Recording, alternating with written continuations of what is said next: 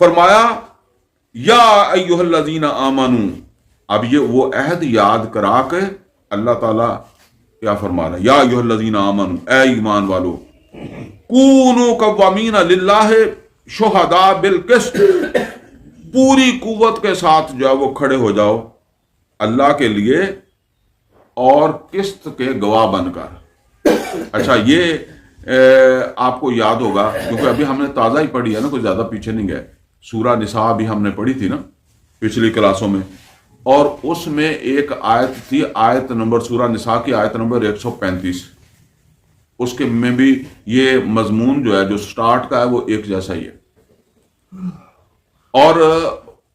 اس کا میں ذرا تھوڑا آپ کو ترجمہ کر کے یاد کرا دیتا ہوں تاکہ تازہ ہو جائے آپ کے ذہن میں۔ وہاں اللہ تعالیٰ نے یہ بات فرمائی تھی کہ یا ایھا الذین آمنوا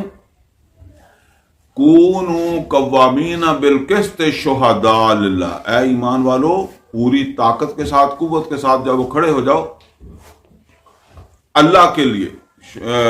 جو ہے وہ گواہ بن، اللہ کے گواہ بن کر، عدل و انصاف کے لیے پوری طاقت سے جو ہے وہ کھڑے ہو جاؤ۔ اور پھر سب سے پہلے اللہ کا تقاضا، عدل کا تقاضا اور اللہ کی گواہی کا تقاضا یہ ہے کہ تم اپنے خلاف گواہی دو۔ اگر تمہارے خلاف گواہی جاتی ہے نا، وَلَوْ عَلَىٰ أَنفُسِكُمْ، اگرچہ وہ گواہی کس کے خلاف جائے، تمہاری اپنی ذات کے، وہاں تفصیل سے بات ہوئی ہے، میں اب وہ دوبارہ تفصیل میں نہیں جاؤں گا۔ وَلَوْ عَلَىٰ أَنفُسِكُمْ، پھر کیا اپنے بعد کون ہے، اول والدین، تمہاری ماں ہے، تمہارا باپ ہے،